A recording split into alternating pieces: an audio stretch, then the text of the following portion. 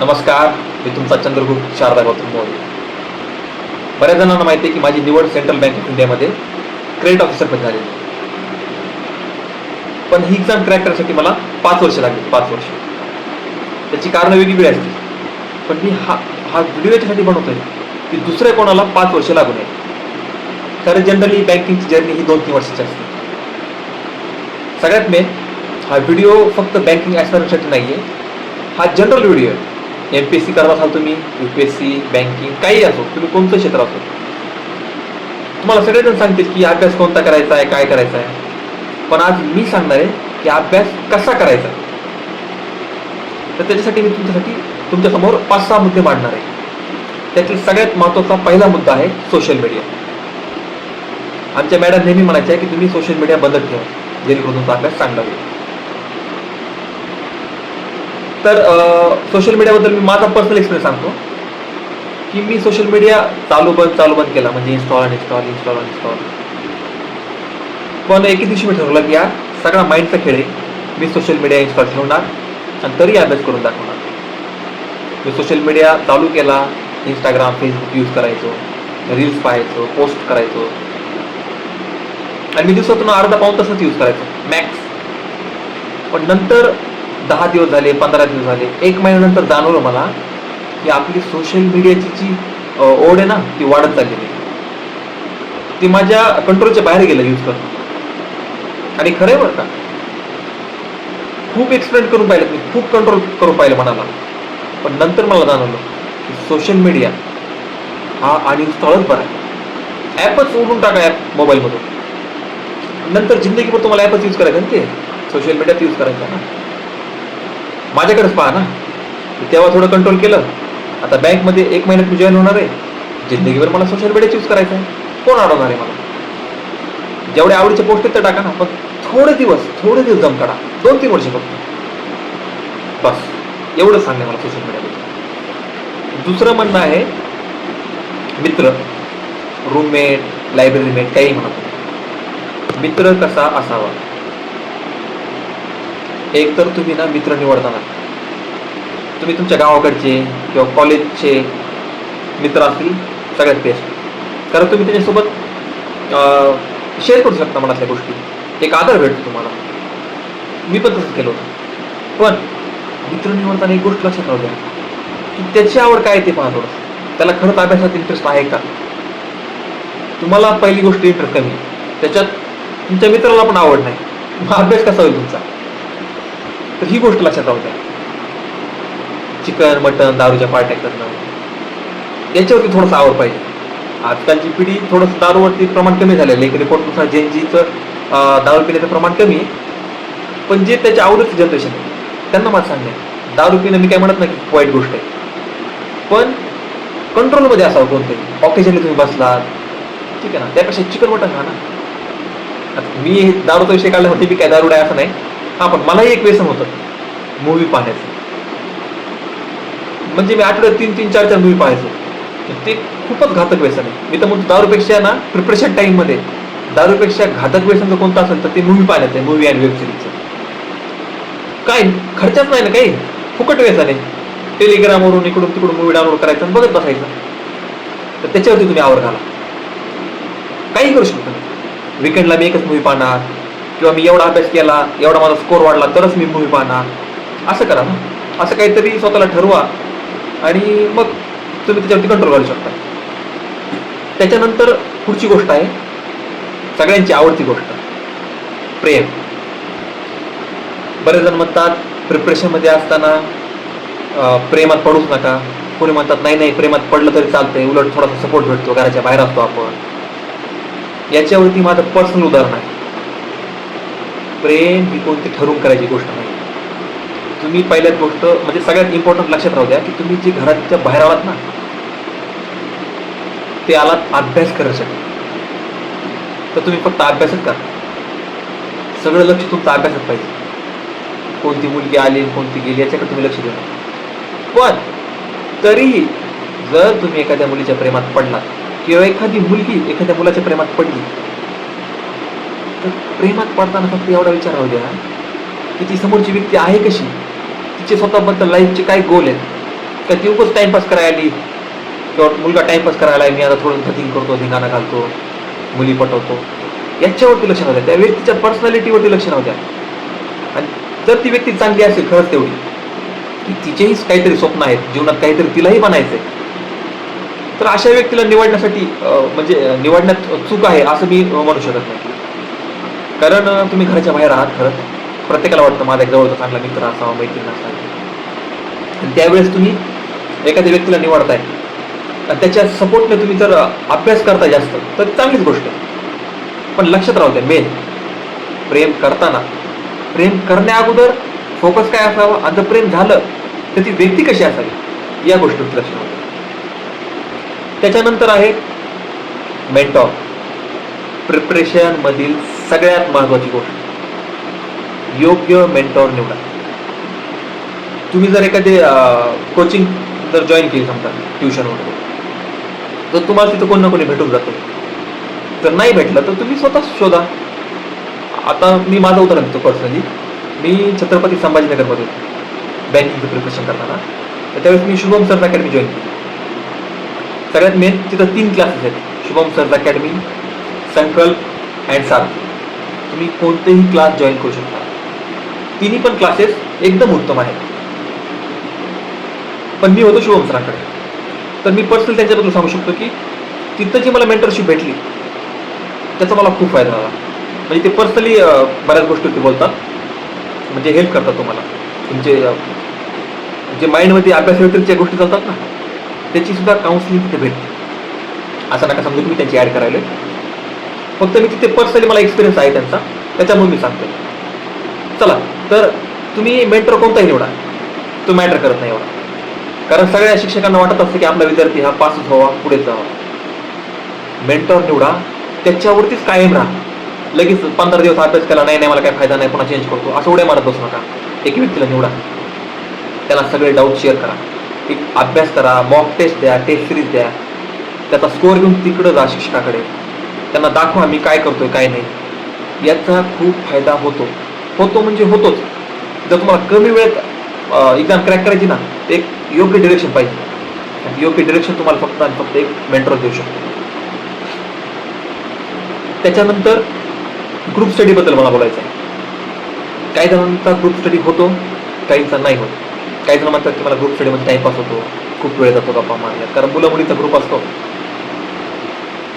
तर मला एवढं सांगायचं की तुम्ही ट्राय करून पहा, पहिले ग्रुप स्टडीबद्दल ट्राय करून पहा.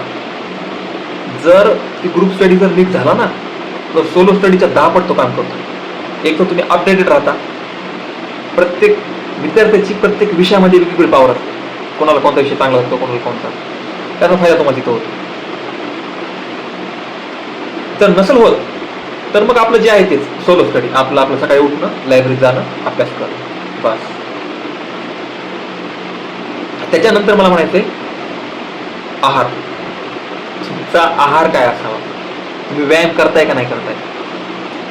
मी पाहिलेत की जर 100 विद्यार्थ्यांपैकी 5 ते 6 लोक जिम जॉईन करतात, पण उरलेले जे 90-95% लोक आहेत ना, जिम जॉईन करतात. मला फक्त तुम्हाला एवढं सांगायचं, जिम जॉईन करायचं असं काही गरज नाही, कारण बऱ्याच जणांकडे पैसे नसतात. मी माझ्या टेरेसवरती, मी जिथं खोली केली होती रूम होती, तिथं टेरेसवरती रोज सकाळी अर्धा तास व्यायाम करायचो. काहीच नाही, जोर काढायचो, बैठका काढायचो, डंबेल्स होती मित्रांनंतर आणले डंबेल्स मारायचो, डंबेल्स नसेल तर जोर मारा, बैठक मारा, 2च व्यायाम, जोर आणि बैठक, पास, काहीच करू नका. आणि एखाद्याला जर सपाटीच असतील, सपाटी मारा, खतरनाक व्यायाम. फक्त अर्धा घंटा द्यायचा आहे, रोजचा सकाळचा अर्धा घंटा द्यायचा. तुम्ही म्हणता माझ्याकडे वेळच नाही, तो अर्धा घंटा मी लायब्ररीमध्ये युटिलाइज करतो.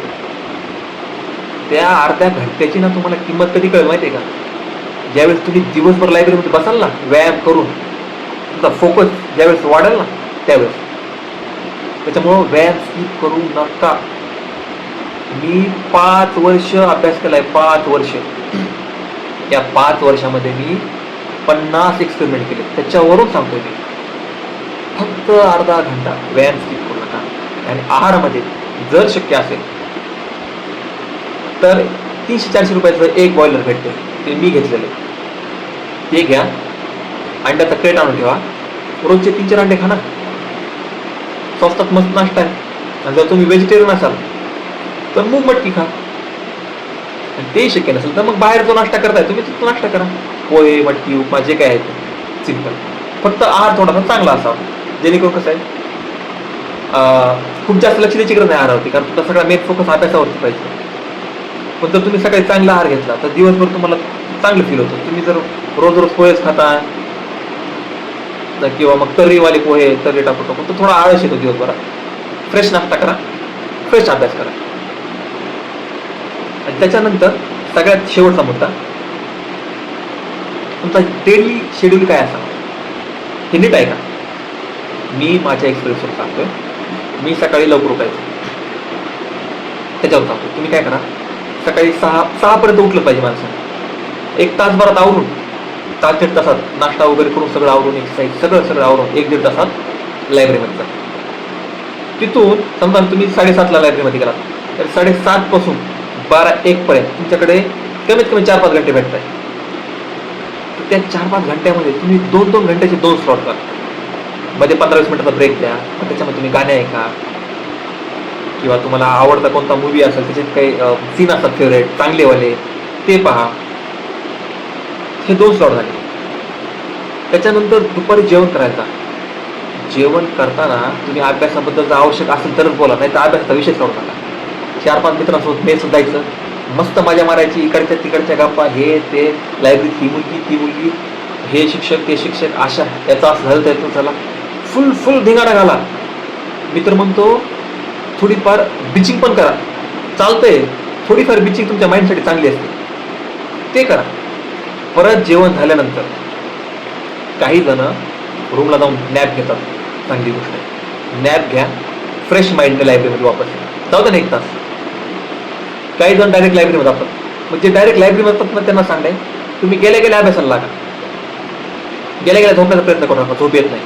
गेल्या अभ्यासाला लागा. अर्धा तास पाऊण तास अभ्यास केला तुम्हाला आपोआप झोप येते, मग झोप येते. मी तेच करायचो, लायब्ररीमध्ये एक अर्धा तासाची नॅप घ्यायचो, एवढं फ्रेश वाटायचं.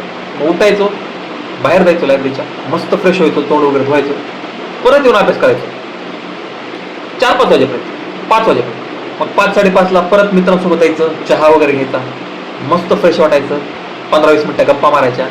हां, आणि इव्हिनिंगचा जो चहाचा टाईम आहे थोडासा कमी असावा. 1 तासभर बसला तुम्ही बाहेर गप्पा मारत, ते कामाचं नाही. कॉम्पिटिशन खूप भयानक, 1-1 मिनिट तुमचा महत्त्वाचा. 10-15 मिनिटं खूप झाले. परत येऊन अभ्यास करा. रात्रीच्या जेवणापर्यंत अभ्यास करा. परत रात्री जेवायला तेच हसी मजाक धिंगाणा. जेवण करून परत रात्री अभ्यास करा, लायब्ररी बंद होईल 10-11. आणि नंतर मग गपचूप रूमला जा. रूमला गेल्यानंतर थकून गेला असाल, सोशल मीडिया उघडू नका. 5-10 मिनिटं घरी फोनवर बोलू वाटलं बोला, आईवडिलांना, मित्राला, कोणाला, आणि गपचूप झोपी जा. तुम्ही दिवसभर थकून जाताल, पण रात्री तुम्हाला जी झोप येईल ना, की आज मी दिवसभर इतका अभ्यास केला आहे, खतरनाक झोप येईल तुम्हाला. हे एक झालं. त्यानंतर दुसरं, एखादा म्हणलं की नाही सर मला लवकर काय उठणं होत नाही. उठा ना तुम्ही, 8-9ला उठा, चालतंय. 8-9ला उठा, तिथून पुढं आवरा, नाश्ता करा, लायब्ररीमध्ये जा. पण तुम्ही काळजी ही घ्यायची की तुम्ही रात्री ज्यावेळेस लेट झोपता त्यावेळेस तुम्ही अभ्यास करा. असं नाही की मी सकाळी 10ला लायब्ररीत गेलो, रात्री 10ला आलो आणि त्याच्यानंतर मला 2 वाजेपर्यंत झोपत नाही, मग मी 2 वाजेपर्यंत मोबाईलच पाहिला, रील्सच पाहिले, असं नाही करू. मग 2 वाजेपर्यंत अभ्यास करा. मेन हे नाहीये की तुम्ही अभ्यास कोणत्या टाइमला करताय. मेन हे आहे की तुम्हाला भेटलेल्या टाइमला तुम्ही अभ्यास करताय का नाही. फ्री टाइम भेटला अभ्यास करा, फ्री टाइम भेटला अभ्यास करा, पास. एवढंच करायचं. त्याच्यानंतर शेवटचा मुद्दा मी एवढंच बोलेन की तुम्ही अभ्यास करायला केल्यानंतर तुम्ही तुमच्या घरची परिस्थितीची जाणीव ठेवा. तुम्ही इथं आलात कशासाठी. तुमचे आई वडील तुम्हाला म्हणजे किती मुश्किलीने पैसे पाठवत आहे, पोटाला चिमटा देऊन, त्याची तुम्हाला जाणीव असावी. ती जाणीव ठेवून तुम्ही तळमळीने अभ्यास करा. मी माझं पर्सनली सांगल, मी सुरुवातीला खूप टाइमपास केला, 2-3 वर्ष, 3 वर्ष मी टाइमपास केला आणि नंतर मी अभ्यासाला पेट नव्हतो. माझ्या घरच्यांना बद्दल मी एवढं सांगेल की लोअर मिडल क्लास फॅमिलीमधला मी मुलगा आहे. माझ्या आईवडिलांनी मला एवढे पैसे पाठवलेत अभ्यास करताना. माझ्यासोबत चांगल्या घरचे पोरं होते, पण त्यांच्यापेक्षा 1000-500 नक्कीच जास्त पाठवले, पण कमी नाही. मी काही खूप मोठ्यापणाची गोष्ट नाही, पण मी सांगतो की माझ्या आई वडिलांची तळमळ किती होती की माझ्या पोराला काही कमी पडू नये.